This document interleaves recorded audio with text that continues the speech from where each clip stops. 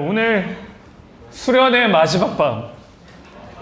네, 수련의 마지막 밤에 우리 주시는 하나님의 말씀을 보도록 하겠습니다.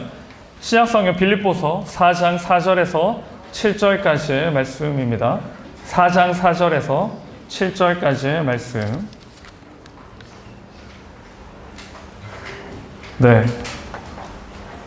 우리 같이 한 목소리로 읽도록 하겠습니다. 4장 4절입니다. 주 안에서 항상 기뻐하라. 내가 다시 말하노니 기뻐하라. 너희 관용을 모든 사람에게 알게 하라. 주께서 가까우시니라. 아무것도 염려하지 말고 다만 모든 일에 기도와 간구로 너희 구할 것을 감사함으로 하나님께 아뢰라. 그리하면 모든 지각에 뛰어난 하나님의 평강이 그리스도 예수 안에서 너희 마음과 생각을 지키시리라. 아멘. 우리 옆에 있는 지체들의 아름다운 그리고 멋진 얼굴을 보며 이렇게 인사하겠습니다. 행복합니다. 행복합니다. 네, 그리고 한 번 더 형제를 보니 그리고 옆에 있는 자매를 보니 제가 참 기쁩니다. 제가 참 기쁩니다. 여러분 여기 기쁘다는 건 너가 나보다 못생겨서 기쁜 게 아니고 너가 나보다 좀 그래서 그런 게 아니고 진짜 함께 하니까 기뻐서 이렇게 고백을 합니다. 그런데 여러분 기쁘게 사는 게 좋을까요? 아니면 기쁘게 사는 게 쉬울까요? 여러분 기쁘게 나는 진짜 기쁘고 행복하게 살고 있다. 누가 있을까요? 여러분은 기쁘고 행복하게 살고 계십니까? 제가 수련회를 준비하면서요. 매해마다 수련회를 준비하는 그 주간에 무슨 일들이 일어납니다. 이해할 수 없는 일들이 일어나요. 전혀 생각지도 못한 일들이. 좋은 일들이 일어나는 게 아니라 세상적으로 봤을 때 나쁜 일들이 일어납니다. 아, 하나님은 왜 수련회를 앞두고 이런 일들을 나에게 주실까? 라는 생각을 하면서 어제 5시간을 운전하고 교회로 올라왔습니다.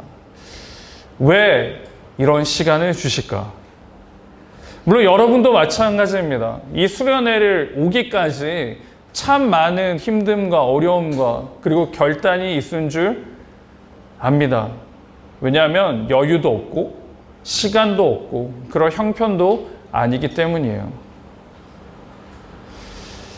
그래서 이 수련회를 하나님의 뜻이 아니었나. 제가 5시간 운전하고 왔다 했잖아요.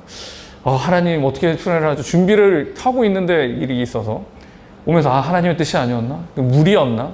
왜냐하면 우리가 단기 선교를 7월에 다녀왔잖아요. 그래서 8월 달에는 수련회를 예정이 없었습니다. 그렇죠. 7월에 단기 선교만 해도 힘든데 8월에 수련회가 예정되지 않았는데요. 이게 신방을 하는 중에 우리 지체들이 수련회가 없으면 너무 아쉬울 것 같다. 수련회를 해야 될 것 같다. 그래서 제가 그 말을 듣고 네, 지금 이 자리에 함께 합니다. 너무 감사하죠. 기대감이 있고 소망이 있고 또 원하는 것들이 있어서 이렇게 우리가 함께 수련회를 준비하고 이루어가고 있습니다. 한 사람을 찾고 싶은데요. 어떤 사람을 찾고 싶느냐? 바로 이런 사람을 찾고 싶습니다. 네. 자, 우리 공동체 안에 여러분의 GBS 안에 이런 형제, 자매가 있는 사람, 추천한 사람. 딱 보니까 누구다? 누구? 이자영? 자영 어디 있어? 근데 자영 지금 텐션이 많이 떨어져 있어요. 자영 지금 찬양 역시. 건희. 최윤서? 최윤서. 그리고 또 누구? 문소아. 여기서 최고는 누굴까요? 이자영. 네, 이자영. 근데 이자영 자매는 굴곡이 있어요. 갔다가 갑자기 지하로 내려가기도 하고 그런데 내려주시면 되겠습니다. 그럼 자영 자매한테 제 질문이 하나 있어요. 뭐가 그렇게 기쁩니까? 교회가 기뻐요. 할렐루야. 뭐가 기쁠까요, 여러분? 여러분 짠해보세요. 나는 기쁨이 있는가? 나는 무엇 때문에 기뻐해야 되는가? 시중에 보면 책이나 강연을 보면요. 요즘에 테드를 보나요? 테드는 보지 않죠. 뭐 테드의 강연들을 보면요. 기쁨이 어디에 있느냐? 모든 책과 강연이 이렇게 말합니다. 돈과 성공과 성취에 있다라고 하지 않습니다. 그건 기쁨이 아니다라고 합니다. 그런데 여러분 냉정하게 생각해 봅시다. 왜 그런 책을 읽고 강연을 듣고 있을까요? 내가 성공해서 기뻐하기 위함입니다. 그 강연을 찾고 있는 자체가 내가 성공하고 싶은 열망이 있는 거예요. 2주 전에 나눈 하나님의 말씀을 여러분 기억하시죠? 기억을 못 하실 수도 있죠. 가난함이 기쁠 수 있는가? 여러분 가난함이 기쁠 수 있을까요? 여러분 가난한 적이 없으시니까 잘 모르겠지만 그냥 철저하게 가난해 본 적이 있고 지금도 가난합니다. 그래서 돈이 이렇게도 없을 수 있나 이런 생각을 해본 적이 있어요. 하나님은 도대체 그 하늘의 창고가 그렇게 많다는데 왜 우리 집에는 부어주지 않으시는가? 내가 뭘 잘못했지? 뭘 해야 될까? 라고 고민을 해본 적이 있습니다. 돈이 없으면요 기쁠 수가 없습니다. 내가 원하고 바라는 것이 이루어지지 않으면요 기뻐할 수가 없죠. 제가 리더들과 같이 나누는데요. 지난주에 제가 주일에 오지 않았는데 한 교회를 방문했습니다. 정말 사역을 힘있게 하는 교회고요. 이 건강하게 성장하는 교회입니다. 청년들이 굉장히 많이 모여요. 우리보다 더 많이 모여요. 그 목사님이 참 말씀을 잘 전하시고 또 힘있고 흡입력 있게 말씀을 전하십니다. 신대원 동기 목사님인데요. 그때는 제가 저 전도사님은 굉장히 똑똑하고 대단하다. 그런데 나하고 차이가 뭐 그렇게 나 보이진 않아요. 뭐 그냥 나보다 조금 똑똑하고 뭐 조금 이렇게 뭐 잘하는 것 같아요. 왜냐면 그때 저는 뭐 임원도 하고 있었기 때문에 뭐 꿀리지 않았습니다. 꿀리지 않았어요. 이래도 임원 출신이에요. 그런데 신대원 때는 그렇게 느꼈는데요. 지금은 그 목사님을 만나려면 스케줄을 잡아야 돼요. 스케줄도 안 잡혀요. 만나기 힘듭니다. 그렇게 위대하게 사용하는 하나님의 종이 되었는데요. 그런데 저를 보세요, 여러분. 지금 이 보라색 티셔츠를 입고 여러분과 함께 행복하게 지금 있잖아요. 너무 여기 적혀 있죠. 여러분이 있잖아요. 얼마나 기쁘고 행복한지 모르겠습니다. 행복하죠. 네, 행복합니다. 그분은 그분의 사역이 있는 거고 저는 이렇게 보라색의 사역이 있는 거죠. 얼마나 행복한지 모르겠습니다. 그런데 여러분 우리가 기쁨을 잘 보면요. 기쁨을 쫓으며 사는 인생입니다. 기쁨을 따라가요. 여기까지가 기쁨이다. 여기까지 와야지 행복하다. 여기까지 와야지 기뻐진다.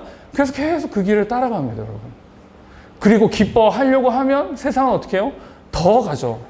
여기까지 더 와야지 너의 기쁨이 있다. 언제 기쁨을 누릴까요? 제가 질문했잖아요. 여러분 기쁘십니까? 기쁠 리가 없죠. 왜? 기쁨을 쫓아가니까요. 붙잡히지가 않습니다. 이 세상에 누가 그 기쁨을 붙들고 사는 사람이 있을까요? 잡아서 기쁨을 누리고 있는 사람이 몇 명이나 될까요? 없어요, 여러분. 세상의 모든 사람은 그 기쁨을 쫓아갑니다. 그래서 열심히 일하고요. 여행의 기쁨을 누리죠. 그럼 돌아오면 어떻게 돼요? 또 열심히 일합니다. 왜요? 그 여행의 기쁨을 또 누리기 위해 쫓아가죠. 열심히 공부합니다. 원하는 대학에 가서 열심히 공부합니다. 원하는 대학 갔어요. 여러분 기쁨이 언제까지 갈까요, 정말? 원하는 대학에 들어간 사람. 그래요. 축하해요. 네. 언제까지 갈까요? 3학년, 4학년 되면 다른 기쁨을 또 쫓아가야 됩니다. 더 나가야 되죠. 계속 기쁨이라 할 수 없는 거죠. 개회 예배 때 말씀을 드렸는데요. 이 선배들과의 대화에서 돈을 너무 좋아하는데 돈은 뭐 어떻게 저떻게 이런 얘기가 나왔어요. 질문이 나왔어요. 그 청년에게 한 가지 질문하고 싶은 게 있습니다. 돈이 얼마큼 있어야지 기쁠까요? 여러분 돈이 얼마큼 있어야 기쁩니까? 지금 여러분에게 얼마나 있으면 좋을까요? 한계가 없습니다. 우리 아이들을 보니까요. 그 한 작년까지만 해도 1,000원과 10,000원을 구별하지 못했어요. 그래서 막 10,000원을 1,000원처럼 주고 막 저한테 할머니한테 받은 5만 원도 그냥 1,000원처럼 아빠 사. 의미가 없어요. 뭘 확인하느냐? 장수로 확인합니다. 색깔별로 가치를 가지는 게 아니라 나 6장 있고 10장 있고 1,000원짜리 10장 있어도 더 많은 거예요, 이 사람이. 그런데 지금은 달라지기 시작했죠. 이제 색깔을 알아보기 시작했습니다. 달라져요. 그냥 장수만 많아도 기쁨이었는데 이제는 그게 중요한 게 아니에요. 변화가 일어납니다. 이것으로 기뻐했는데 더 이상의 감동이 없어요. 더 이상의 그 감정의 요동이 없습니다. 그래서 기쁨을 찾아서 유랑합니다. 제가 예전에 이태원에 한번 밤 늦게 가본 적이 있습니다. 원래 가지 않는데 무슨 일인지 모르겠어요. 한남동이랑 이렇게 간 적이 있는데 너무 깜짝 놀랐어요. 외국인 줄 알았어요. 저기 어디 아무튼 와 말세예요. 네. 그게 아니고 혹시 여러분 중에도 이태원에 이렇게 밤 12시 넘어서 떠돌고 있는 여러분 가지 마요. 거기에 기쁨이 있는 줄 알고 청년들이 굉장히 많이 가요. 한남동에도 있고요. 홍대에도 있고요. 요즘에 어디 가는지 모르겠지만. 그러고 나서 아침에 보면 굉장히 괴로워하는 모습을 봅니다. 힘들어해요. 그리고 그 다음 주에 또 불금으로 갑니다. 왜냐하면 이 시간의 기쁨을 위해 살기 때문이에요. 유랑하고 있는 겁니다. 이 밤에 하나님께서 우리에게 주시는 말씀은요, 세상의 불확실성과 불안함에 있어 전전긍긍하며 사는 인생이 되지 말라라고 말씀하십니다. 진정한 기쁨에 대해 오늘 말씀이 이렇게 선포하시는데요. 다시 기쁨을 확인하시고요. 회복하시기 바랍니다. 당연히 힘들고 어렵죠. 당연히 무너집니다. 왜 무너질까요? 내 안에 기쁨이 없으니까요. 이 세상의 기쁨을 쫓아가다 보니까 내가 기뻐할 이유도 기뻐할 의미도 없게 됩니다. 리조이스를 회복하는 3가지 말씀을 오늘 받도록 할 텐데요. 첫 번째는요, 기억하는 것입니다. 내가 즐거움과 기쁨과 행복이 다시 샘솟기 위해서는 기억해야 돼요. 이 기억을 표준국어 대사전에 보시면 이렇게 정의합니다. 이전의 인상이나 경험을 의식 속에 간직하거나 도로 생각해내는 것이라고 말합니다. 그러니까 내 안에 있는 기억과 생각입니다. 여러분 안에 강렬하게 남아있는 생각이나 인사이트가 있나요? 어떤 게 여러분에게는 아직도 기억하는 게 있습니까? 제가 강렬하게 남아있는 기억이 하나 있는데 그건 제가 초등학교 4학년쯤이었어요. 이제 학원을 마치고 집을 돌아왔는데 어머니가 안 계신 거예요. 어머니 가정주부셨는데. 그래서 한 4시쯤이었는데 5시가 돼도 안 오시고 6시쯤 돼도 안 오는 거예요. 그래서 제가 그때는 그 주전자에 물이 있었는데 주전자에 물을 마시면서 베란다를 보고 있었어요. 언제 오시나. 근데 그 장면이 이게 해가 넘어가는, 뉘엿뉘엿 해가 넘어가면서 노을이 지는, 근데 어머니는 없고 주전자와 나밖에 없는, 그게 아직도 기억에 나요. 왜 기억에 남는지 모르겠지만 선명하게 기억에 남습니다. 불안함이 있었던 것 같죠. 불안함. 여러분들의 기억은 무엇일까요? 이런 기억이 필요한 게 아니에요. 내가 누군가를 봤는데 너무나도 아름답고 멋진 사람의 기억이 남아있는 게 필요한 게 아닙니다. 성경에서 말하는 건요, 항상 기뻐하라, 그 명령입니다. 항상 기뻐하라. 그런데 전제가 있습니다. 주 안에서입니다. 항상 기뻐하는데 아무거나 기뻐하는 게 아니에요. 내가 하고 싶은 걸 하면서 기뻐하는 게 아닙니다. 주 안에서입니다. 많이 들어본 구절입니다. 교회를 다니지 않아도 너무나 잘 아는 말씀이에요. 빌립보서에서 기뻐하라는 말이요, 4번이나 등장합니다. 빌립보서 2장 18절에 함께 기뻐하라. 그리고 그 앞에 보시면 3장 1절에 끝으로 나의 형제들아 주 안에서 기뻐하라. 너에게 같은 말을 쓰는 것이 내게는 수고로움이 없고 너에게는 안전하니라. 그리고 오늘 본문에는 항상 기뻐하라. 그리고 또 기뻐하라. 계속 기뻐하라고 이야기해요. 여러분, 성경이 기뻐하라고 계속 이야기하는 거면 이 빌립보 교회는 어떠한 상태일까요? 기쁨이 없어졌습니다. 기쁨이 상실된 교회예요. 그러니 계속 기뻐하라고 명령하고 있지 않습니까? 당시 빌립보 교회는 핍박을 받는 중이었습니다. 내적인 분쟁이 있었고요. 그 결과로 기쁨은 상실됐습니다. 기뻐할 이유가 전혀 없죠. 그런데 사도 바울이 기뻐하라라고 이야기합니다. 그러면 사도 바울은 기뻐할 수 있는 상황이었을까? 전도가 너무 잘 돼서 교회가 성장해서 정말 많은 사람들이 모여서 힘있게 사역을 하고 있을 때인가? 그렇지 않습니다. 감옥에 있을 때예요. 자기의 재판이 이제 어떻게 결정나는지를 기다려야 하는 시간입니다. 잘못하면 사형에까지 이르게 되는 시간이에요. 전혀 기뻐할 수 없습니다. 그런데 그가 왜 기뻐하라라고 명령할까요? 기뻐할 수 없는 상태인데요. 바울이 무엇을 했느냐? 기억한 게 있습니다. 바울이 기억을 했어요.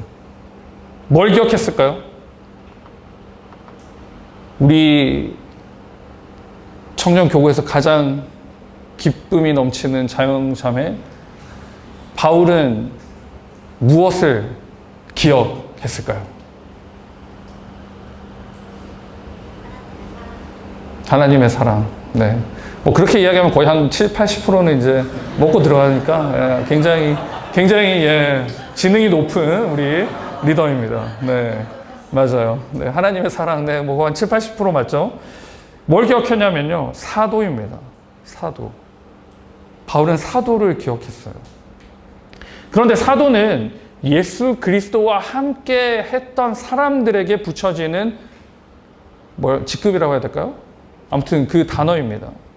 예수님과 함께 가르침을 했고 사역을 나누었고 함께 그 길을 걸었던 사람들을 사도라고 이야기합니다. 그런데 바울은 그 사도의 집단에 들어갈 수가 없습니다. 예수님을 함께 한 적도 없고요. 함께 사역을 하지도 않았고 함께 직접 가르침을 받지도 않았습니다. 그런데 그가 왜 모든 서신서마다 사도된 바울은, 나 사도인 바울은 이 단어를 계속 기록하고 있는 것일까요? 계속 기억하고 있는 거죠. 사도에 대해서요. 그 해답이 사도행전 22장에 등장합니다. 사도행전 22장 7, 8절인데요. 우리 같이 한번 읽겠습니다. 시작.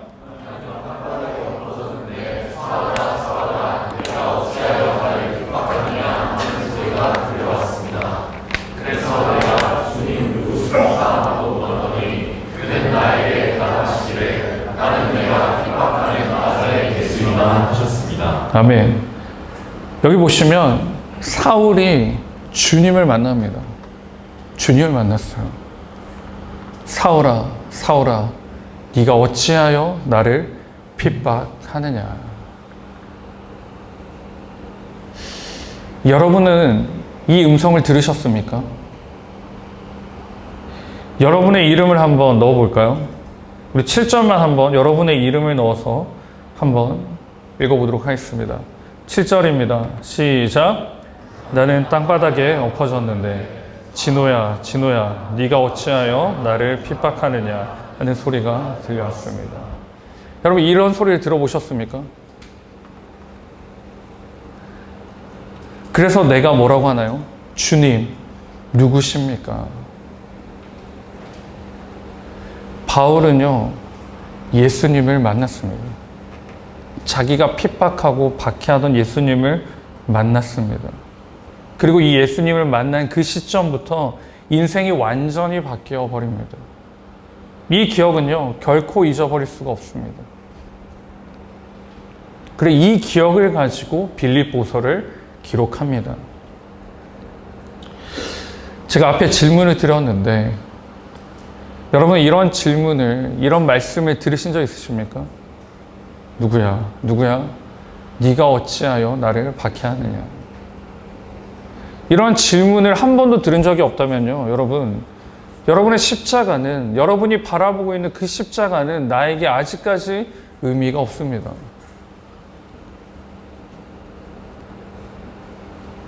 진정한 예수님을 만났다면요, 내가 정말 예수 그리스도를 십자가에 못 박은 죄인인 것이 고백되는 사람입니다. 그걸 기억하는 거예요. 바울은 이 사도를 기억합니다. 이 사도의 직분을 기억하고요. 내가 핍박했던 예수님을 만났던 그 시간을 늘 기억하고 서신서를 쓸 때마다 사도된 바울은이라고 기록합니다. 여러분의 기억은 어떻습니까? 사람들의 기억이 참 짧고요. 그 사람들의 기품이 참 정말 보잘것없다라고 느껴지는 게 있는데요. 그건 뭐냐면 시대의 변화를 보게 되면 됩니다. 제가 한창 때 제가 10대 때 인기 있었던 연예인들이나 운동선수들이 있습니다. 그런데 지금은 누구인지도 뭐 옆에 있어도 아무런 감흥이 없어요. 감정이 없어요.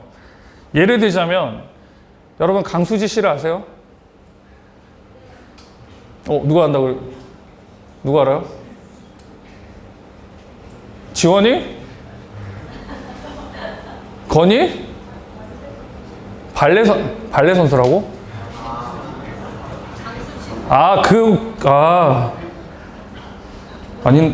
그 이름이 다르지 않나? 깜짝 놀랐는데 건이가 나보다 나이 많은 줄 알았어요. 깜짝 놀랐네요. 강수지 씨. 네. 그리고 여러분 담다디 이상은 씨 알아요? 알아요? 어떻게 알지? 민증을 봐야겠는데. 그리고 우리 때 한창 잘 나갔던 우리 때는 아니지만 좀 아무튼 서태지 씨. 여러분 그 문헌으로 들었죠? 문헌으로 보고 참고 자료 이렇게 봤죠? 어마어마했습니다. 지금 서태지 씨가 옆에 있는다고 제가 와 이렇게 할까요? 전혀 감흥이 없습니다. 예, 여러분도 감흥이 없겠죠? 저 아저씨가 서태지인가 보다 하고 가겠죠? 달라집니다. 변화가 일어나요. 이게 세상적 기억입니다. 이게 세상적인 기쁨입니다. 세상적 기억은요, 추억에서 머물러 있습니다. 그래서 기쁨도 달라지고 또 다른 것들에 열망하고요, 갈망합니다. 그러니 꼭 기억해야 할 것, 내가 하나님을 만났던 그 시간을 기억하셔요. 근데 문제가 하나 생깁니다. 문제는요, 내가 하나님을 만났느냐입니다. 여러분 정말 하나님 만나셨습니까? 그냥 부모님이 말하고 내가 모태신앙으로 쭉 들어온 그 하나님이 아니라 내가 정말 네가 박해하던 예수다. 이 말씀이 나에게 들립니까, 여러분? 들리지 않는다면요, 내 인생은 결코 기쁠 수가 없어요. 결코 기쁠 수가 없어요. 기억할 게 없다는 거죠. 예수님을 기억할 게 없습니다. 그 십자가도 기억되지 않아요. 왜냐하면 내가 한 게 없으니까요. 내가 가해자도 아니고 내가 예수님을 피해본 게 아무것도 없으니까요. 예수님하고 나하고 구별됩니다. 분리됩니다. 내 삶이 기쁘기 위해서요. 여러분 예수 그리스도의 그 고난과 핍박이 나에게 정말 의미가 있는지, 정말 나와 연관이 있는지를 여러분 꼭 하나님 앞에 부르짖으셔야 됩니다. 나에게 상관이 없다면요, 여러분 처절하게 우세요. 처절하게 부르짖으세요. 조금이라도 기쁘게 살기 위해서요. 하나님을 왜 만나야 되는가? 그 하나님을 알 때 우리는 왜 기쁘는가? 하나님이 우리를 하시는 게 있어요. 이사야 43장 1절인데요. 우리 같이 한번 읽습니다. 시작. 너를 창조하신 여호와께서 지금 말씀하시느니라. 이스라엘아, 너를 지으신 이가 말씀하시니라. 너는 두려워하지 말라. 내가 너를 구속하였고 나를 너를 지명하여 불렀나니 너는 내 것이라. 아멘. 하나님께서 계속해서 우리에게 이야기합니다. 너는 내 것이라. 내가 너를 지명하여 불렀고 내가 너를 창조하였고 내가 너와 함께하고 내가 너를 보호한다. 알겠습니다, 하나님. 근데 내가 알아서 할게요. 여러분, 그게 우리의 삶입니다. 힘들 때는 이런 말씀을 찾습니다. 내가 너와 함께 너를 구속하고 너를 지명하여 불렀다. 근데 하나님이 누군지 모르는데 어떻게 이 말씀이 나에게 능력이 나타납니까? 그 예수 그리스도의 십자가가 나의 삶에 아무런 영향이 없는데 이 구절이 어떻게 역사가 나타나고 힘이 되고 기쁨이 될 수 있습니까? 없어요. 그냥 유명한 명언집이에요. 우리에게 희망을 주는 말 중에 하나예요. 죽은 말처럼 다가옵니다. 아니요, 하나님의 말씀은 죽지 않았습니다. 역사가 일어납니다. 그런데 왜 내 인생에 역사가 일어나지 않느냐? 내가 정말 예수 그리스도를 구주로 영접했는지를 여러분 꼭 다시 확인해 보시기 바랍니다. 확인해 보세요. 이사야 43장 1절에 야곱 대신에 여러분의 이름을 넣어서 한번 다시 읽어볼게요. 여러분의 이름을 넣어서 다시 읽어봅니다. 시작. 진호야, 너를 창조하신 여호와께서 지금 말씀하시느니라. 이스라엘아, 너를 지으신 이가 말씀하시느니라. 너는 두려워하지 말라. 내가 너를 구속하였고 내가 너를 지명하여 불렀느니 너는 내 것이라. 지금 말씀하시느니라. 들으라는 거예요. 들으라는 거예요. 여러분, 하나님의 말씀을 들으시기 바랍니다.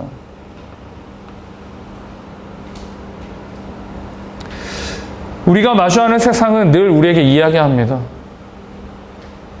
다르게 이야기를 해요. 너는 내 것이 아니다. 너는 내 것이 아니다. 세상은요, 여러분에게 아직 멀었다라고 이야기해요. 세상에 내 것이 되려면요, 너는 아직도 멀었다. 지금으로 부족하니 이 정도에서 기뻐하고 더 나은 기쁨을 위해 열심히 노력해라 라고 이야기합니다. 여러분, 이게 그 기쁨을 누리는 삶일까요? 아직 수준이 안 됐다. 아직 덜 됐다, 너희들은. 그 수준에 이를 때 너는 내 것이다. 세상은 그렇게 이야기합니다. 어떻게 거기서 기쁨을 누릴까요? 아무도 없습니다. 분명히 성경 우리에게 말씀하십니다. 여러분은요, 이 땅에 있는 존재는 힘들고 어렵고 지치고 겨우겨우 살라고 하나님이 창조하시고 내버려 두신 게 아니에요. 이 땅에서도 하나님과 교제하고 그 안에서 기뻐함으로 사는 하나님의 백성들이 되기 위해 이 땅에 우리를 내어 두신 겁니다. 먼저는 하나님을 만나십시오, 여러분. 그 사도 바울이 주 예수 그리스도를 만나고 사도인 것을 계속 기억하고 명심하고 새겼던 것을 기억해서요, 내가 정말 예수 그리스도를 만나는가, 그 은혜와 그 구원의 감격이 있는지를 확인하세요. 점검하시고 내 안에 껍데기만 있는 복음과 껍데기만 있는 믿음이었다면 우리 이 밤에 여러분 철저히 회개하십시오. 지금까지 껍데기로 살았던 여러분의 인생을 하나님 앞에 내려놓고 회개하시기 바랍니다. 언제까지 껍데기로 살겠어요? 주님의 그 십자가와 주님을 만남으로 내 인생이 정말 바뀌어서요, 기쁜 인생, 그 기쁨으로 하나님께 영광 돌리고 찬양하는 하나님의 백성들이, 그 하나님의 청년들이 우리 모두가 되기를 주님의 이름으로 축원드립니다. 아멘. 두 번째는요, 다시 공표합니다. 다시 공표해야 해요. 다시 공표해야 합니다. 초등학교 시절에 여러 클럽들이 많았습니다. 자, 여기 조사를 한번 해볼게요. 저 보이스카우트 출신. 보이스카우트. 아, 그런 거 안 해요? 석한. 그래, 고마워요. 현준. 뭐 했어? 아람단? 신영. 그럼 또 포인트를 잘못 잡은 것 같은데. 보이스카우트 석한. 자, 걸스카우트.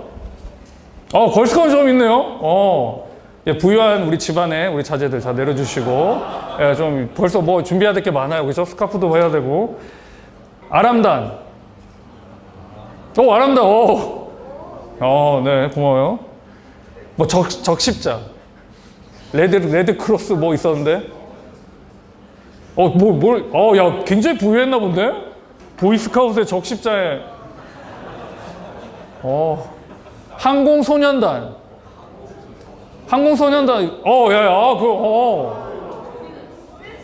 잠깐, 근데 몇 년생들이야? 나하고 비슷한 지금 시대를 살았나? 그래요. 근데 대부분은 이런 거 없었나요? 미안합니다. 요즘에는 잘 모르겠어요. 제가 적었어요. 요즘에는 잘 모르겠어요. 근데 그 각 클럽마다 가지고 있는 선서나 선언문이 있어요. 그게 정신을 나타냅니다. 뭐 보이스카우트, 어떻게 하더라? 손가락이 안 되네. 이렇게 세 개 이렇게 해가지고 선서하고, 뭐 이렇게 선서들을 하는데요. 제가 가져온 건 선교 단체 중에 SFC라는 단체가 있는데, 거기에 강령입니다. SFC 강령인데요. 한번 보여주세요. 우리 같이 한번 읽을까요? 시작.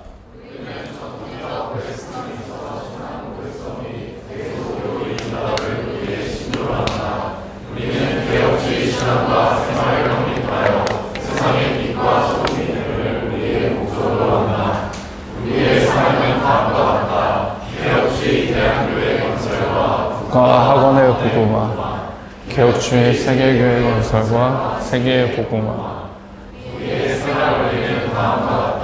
하나님 중심, 굉장하죠? 중학교 때 이걸 강령을 외우고 강령을 매 예배마다 선포합니다. 여러분, 웨스터민스터 신앙국에서 뭔지 알아요? 네, 모르죠. 대소교리 문답을 여러분 알고 계십니까? 모른다고 하네요. 개혁주 신학이 뭔지 아십니까? 모르죠. 사명이 개혁주의 대한교회 건설과 국가학원의 복음화. 와, 북한 같지 않아요? 개혁주의 세계교회 건설과 세계의 복음화. 그리고 우리의 생활 원리는 다음과 같다. 하나님 주신 성경 중심, 교회 중심. 이 정신을 가지고요, 중학교 때부터 이 강령을 외우고 대소교리 문답을 공부하며 나아갑니다. 왜냐하면 이 교리가 그만큼 중요하다는 겁니다. 이 교리가 우리의 신학을 나타내고요, 그리고 생활 원리를 말합니다. 하나님 중심, 성경 중심, 교회 중심입니다. 이 밤에 우리가 해야 될 게요, 바로 이 작업을 해야 합니다. 다시 공표해야 합니다. 그냥 공표가 아니라요, 내가 하나님의 사람으로 살겠다의 공표가 아니라 하나님에 대한 바른 믿음과 바른 신앙을 공표해야 합니다. 그래서 오늘 개회 예배 때 같이 나눴던 게 있는데요, 그 제일 앞장에 보면 우리 수련의 정신을 기록했는데요, 확신의 자리에서 기쁨을 누리고 살아가는, 그것이 바로 오늘 우리 수련의 핵심입니다. 확신의 자리가 있어야 돼요. 그래야지 공표할 수 있습니다. 말씀을 보니까요, 우리의 선포와 선언은요, 뭐가 없어야지 되는가? 이렇게 강령을 외치고 선포하기 위해서 없어야 될 게 하나 있는데요, 그건 뭐냐면 염려가 없어야 합니다. 염려가 없어야 돼요. 염려는요, 우리를 하나님 앞에 나아가는데 방해하는 요소입니다. 하나님을 만나지 못하게 해요. 하나님께 나아가지 못하게 합니다. 마가복음 4장 19절인데요. 같이 한번 읽겠습니다. 시작. 세상의 염려와 질문의 유혹과 기타의 욕심이 들어가 말씀을 막 결실하지 못하게 되는 자. 지금 내 삶에 너무나 힘들고 메말라 가는 사람들이 있습니까? 그러면 여러분은 염려 가운데 있어요. 염려가 있으니 하나님 말씀이 들어오지 않습니다. 하나님 말씀을 붙잡을 수가 없어요. 그 염려가 막고 있기 때문이에요. 세상의 염려와 재물의 유혹과 기타 욕심이, 이게 모든 염려죠. 들어와 말씀을 막아 결실하지 못하게 한다. 말씀을 막습니다. 말씀을 막으면 어떻게 될까요? 기쁨이 없죠. 염려밖에 없잖아요. 재물의 유혹이고요. 욕심들로 가득 찹니다. 채워지지 않는 욕심이에요. 그러니 기쁠 수가 결단코 없습니다.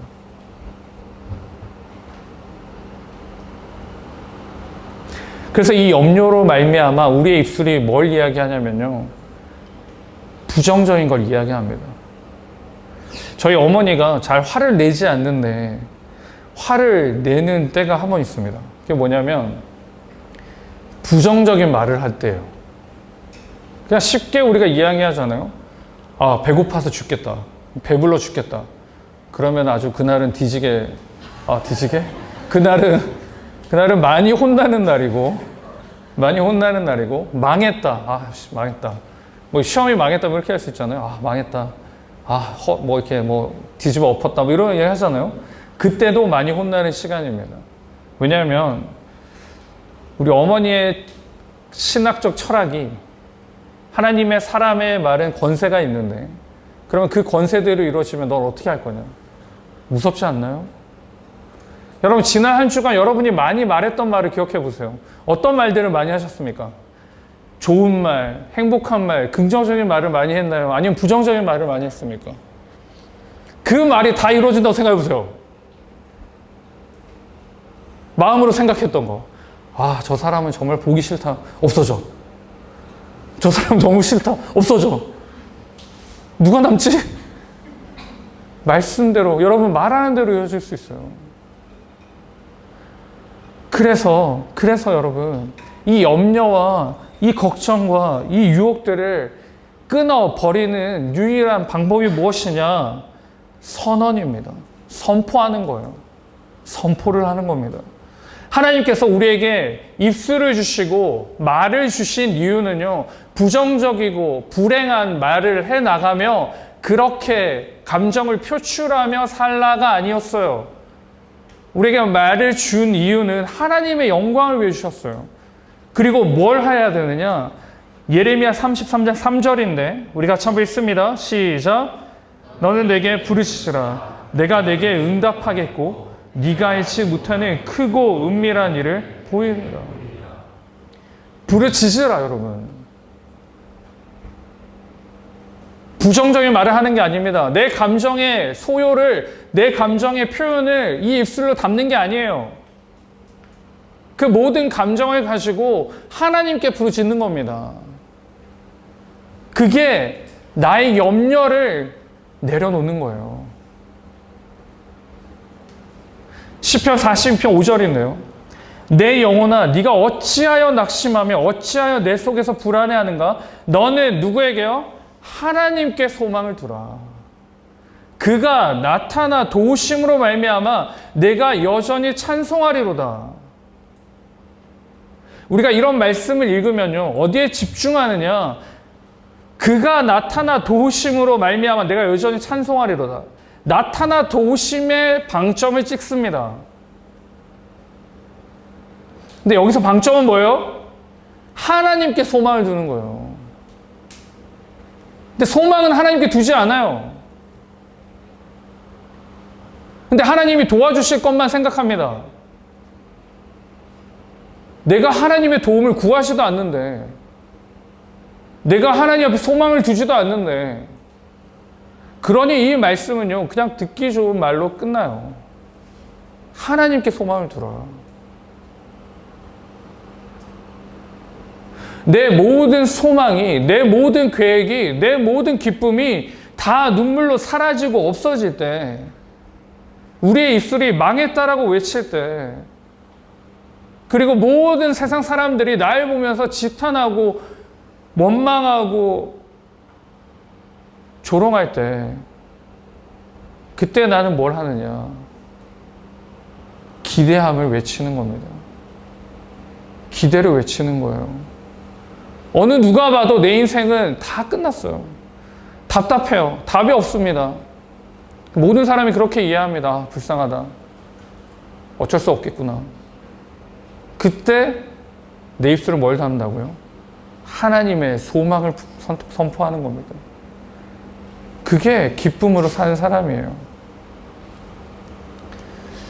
자, 한 가지 질문을 여러분에게 합니다. 자, 우리 청년 지체 중에, 형제들 중에 싸움을 누가 제일 잘할까요?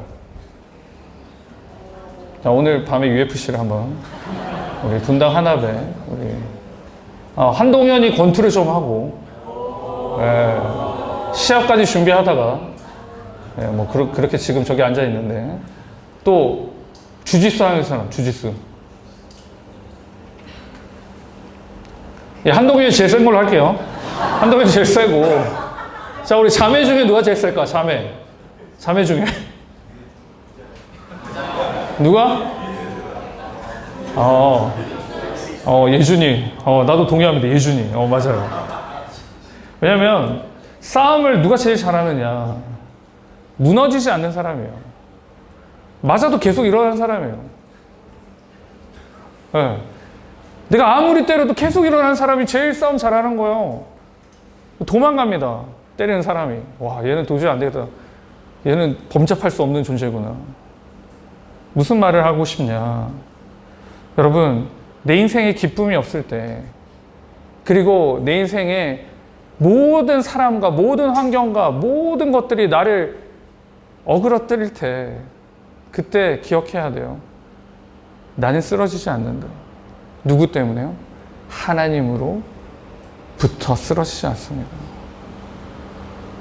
그래서 하나님이 도우신다고 하셨잖아요. 그러니 기쁠 수밖에 없습니다. 내가 믿는 하나님은 어떠한 분이세요? 전지전능하신 하나님이시고 능력이 많으신 분이시고 나를 사랑하시는 분입니다. 그분이 나를 도와주신다고 했는데 내가 어떻게 망했다라고 이야기할 수 있어요? 내가 어떻게 실패했다라고 말할 수 있습니까? 여러분, 내가 말하는 망했다와 실패했다는요, 하나님의 사람이 그렇게 이야기하는 건 누가 망한 거예요? 하나님이 망한 거예요, 여러분. 실패했다고 이야기할 때 내가 실패한 게 아니라 하나님이 실패했다라고 그 탓을 돌리는 겁니다. 하나님 정말 망했나요? 하나님 실패했습니까? 아니요. 그렇게 말하는 내가 믿음이 없는 겁니다. 그렇게 말하는 내가 하나님을 제대로 만나지 못한 거예요.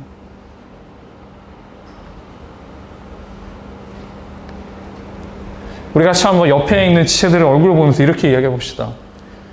하나님께 소망을 두자. 하나님께 소망을 둡시다. 하나님께 소망을 둡시다. 여러분, 하나님께 소망을 두세요. 하나님께 소망을 두시기 바랍니다. 그때요, 하나님이 도우신다고 하셨고 하나님이 도우시기에 우리는 기뻐할 수가 있는 겁니다. 다시 설정하세요. 하나님이 있기 때문에 우리는 결코 실패하거나 망하지 않습니다. 그렇게 생각하고 그렇게 이야기하는 사람들이 있다면 다시 생각하세요. 하나님은 결코 실패하거나 망하지 않기 때문에 우리도 결코 실패하거나 망할 수가 있을까요? 없을까요? 없습니다. 없어요. 그러니 기쁠 수밖에 없습니다. 기쁠 수밖에 없어요. 그렇지 않나요? 기쁠 수밖에 없습니다. 하나님께 소망을 두시기 바랍니다. 그리고 그 소망 안에서 기쁨을 누리는 우리 모두가 되기를 주님의 이름으로 축복합니다. 세 번째는요, 무엇을 해야 되느냐? 제거해야 합니다. 여러분, 제거해야 돼요. 우리에게 필요 없는 것들을 제거해야 합니다. 몸에 안 좋은 것들이 있다면 도려내야 돼요. 귀찮아서 그냥 두기 시작하면요, 그게 걷잡을 수 없이 커져서 위대해집니다. 손을 쓸 수가 없게 돼요. 그때는 어떻게 하려고 해도 도저히 방법이 없습니다. 여러분의 삶에 있어서 제거해야 할 것이 무엇이 있을까요? 저는 살을 좀 제거를 해야 되는데 좀 무릎이 좋지 않아서 러닝을 좀 몇 번 했는데 무릎에서 계속 소리가 나요. 똑똑똑 이렇게 소리가 괜찮니? 이렇게 저한테 저렇게 노크를 하고 있어가지고 이거 어떻게 해야 되지?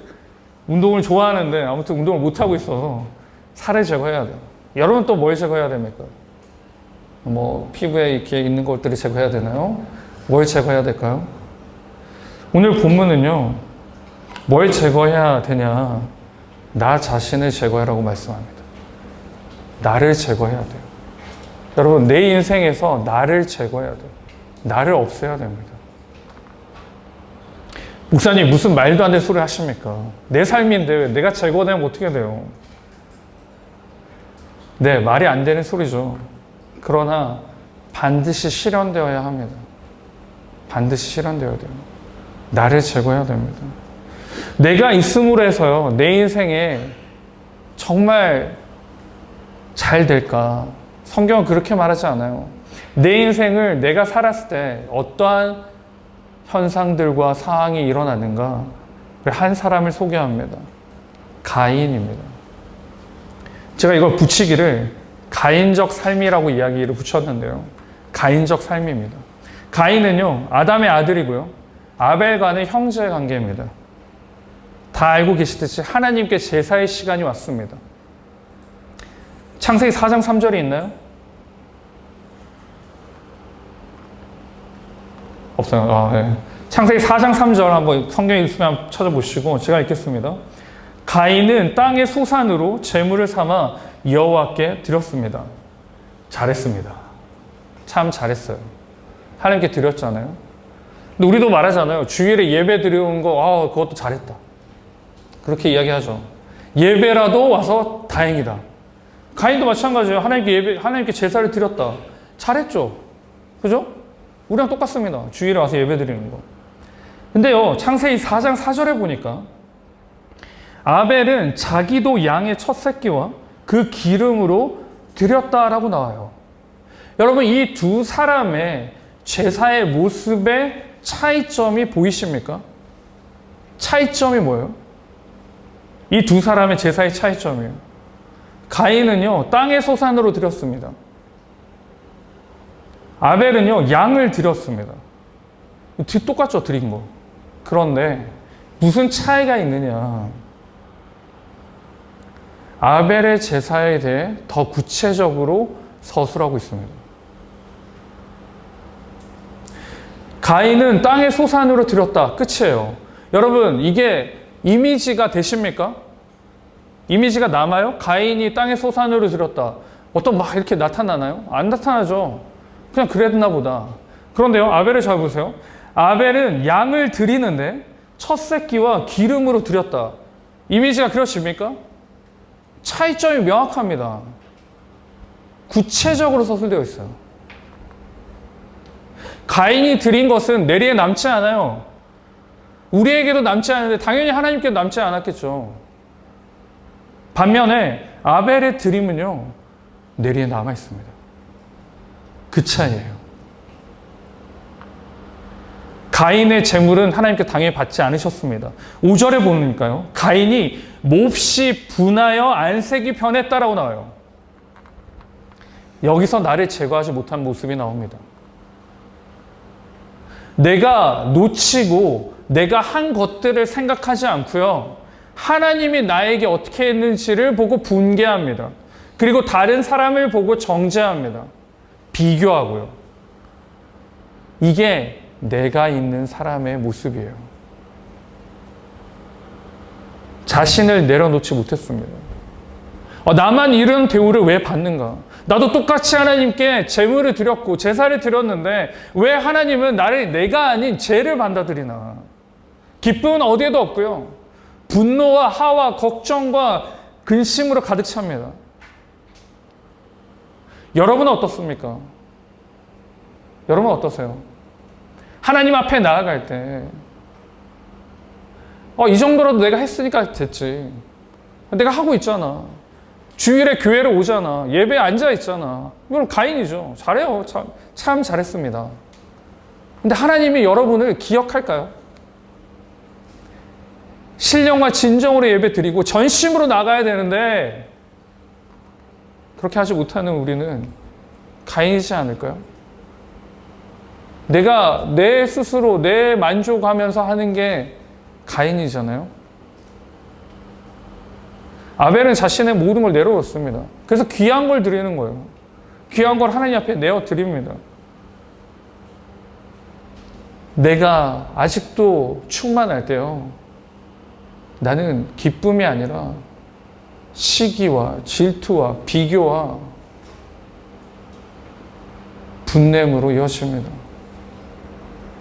자, 부끄럽지만 이렇게 수련회를 전국 수련회 이런 데를 가요.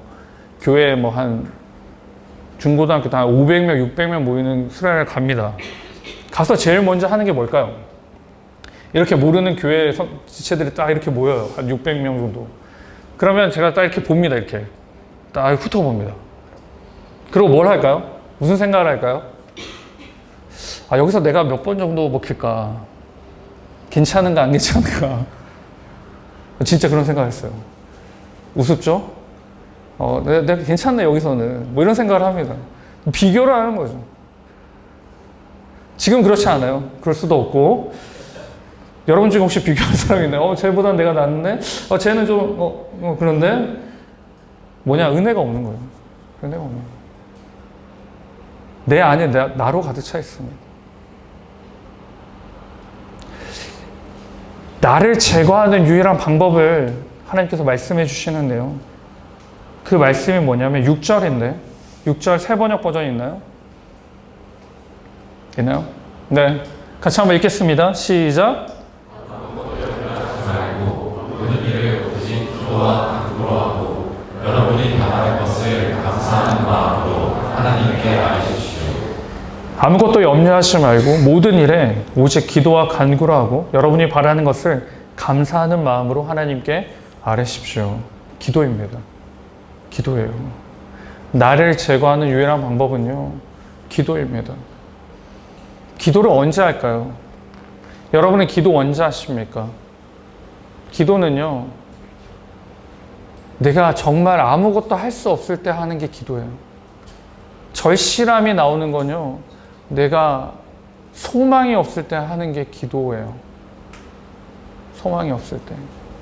그 소망 없는 사람의 기도를 들어보신 적 있으십니까? 저는 거의 매일 들었거든요. 우리 어머니가 그렇게 기도하셨거든요. 정말 주님이 아니면 죽을 상황이었기 때문에 그 기도의 소리를 들으면서 자랐습니다. 그게 기도예요. 하루에 3번, 30분. 30분 어떻게 채우지? 여러분, 그건 기도가 아니라고 하면 안 되고, 제자훈련 해야 되니까. 자르고, 기도는 절실함을 하는 겁니다. 내가 희망이 없다. 내가 하나님이 아니면 아무것도 아님을 인정할 때 기도하는 거예요. 여러분의 기도의 삶을 보세요. 여러분 진짜 기도합니까? 기도해요? 아니요. 기도하기 힘들어요. 왜냐하면 내가 할 수 있을 것처럼 보이기 때문이죠. 내가 아직 가득하기 때문에요. 기도하지 않습니다. 염려도 계속 내가 하고요. 걱정도 내가 하고요. 그 책임도 내가 지려고 합니다. 그래서 하나님은 그냥 조연이에요. 어쩌다 한 번씩 등장해가지고 기도 수고하고 무거운 짐이 져서 이런 말하면 위로받고 또 괜찮아지면 또 저기 가 계세요. 내 삶을 살고 있는 겁니다.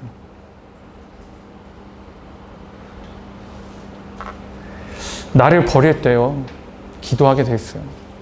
나를 버릴 때 걱정도 할 수가 없어요. 왜? 내가 할 수 있는 게 없으니까요. 야, 걱정도 내가 할 능력이 있을 때 걱정하는 겁니다, 여러분.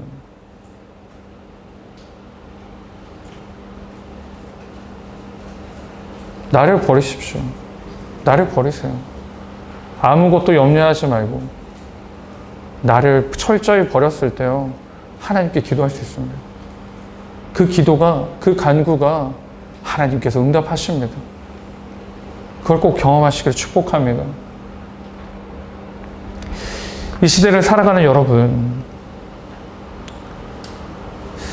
기쁜 소식도 없고요, 기쁠 상황도 아닙니다. 나의 미래를 위해서가 아니라 기쁨을 회복하기 위해 나를 버리는 기도를 하시기 바랍니다. 철저히 버리세요. 이 버림이 나를 살리고요, 나를 기쁘게 할 줄 믿습니다. 자신을 죽이고 산 사람들이 많은데요, 그 중에서 한 분을 소개합니다. 우리 서서평 선교사님이시는 분인데, 보여주세요. 네, 서서평 선교사님이십니다. 독일계 미국인이에요. 그런데 한국 이름을 저렇게 지었는데요, 1912년에 한국으로 파송을 받게 됩니다. 자영? 이 선교사님 알아요? 예림? 선생님 알아요? 현서? 현서 어디 있어? 이 선생님 알아요? 왜 여기 물어봤을까요?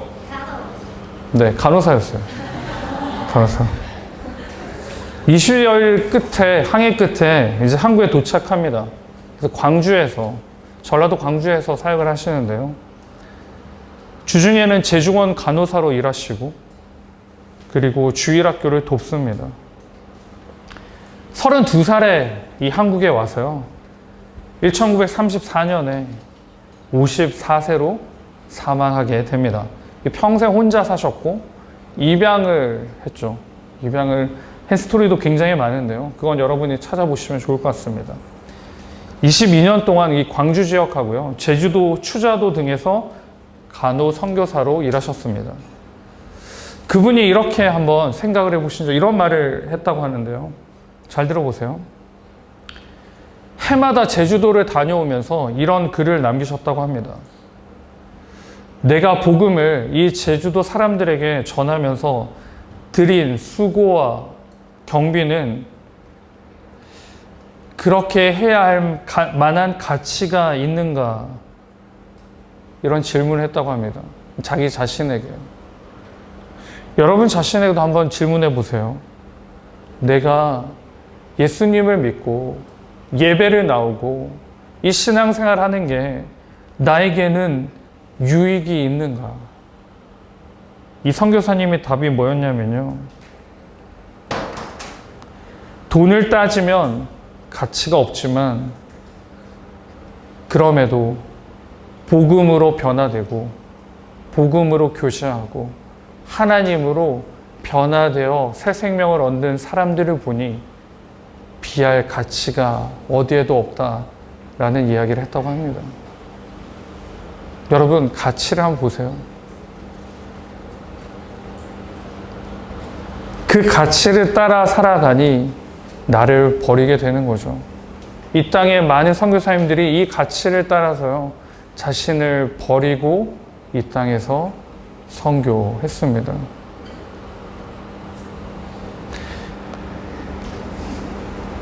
독일의 신학자 게하드의 글을 보면서요, 설교를 마무리하려 합니다. 우리 같이 한번 읽겠습니다. 시작.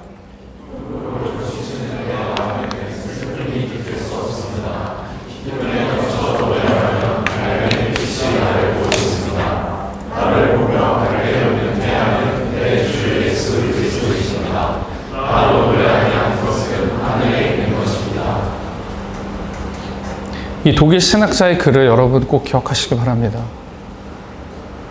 기쁨으로 요동치는 내 마음에는요, 슬픔과 걱정과 염려가 들어올 길이 없어요.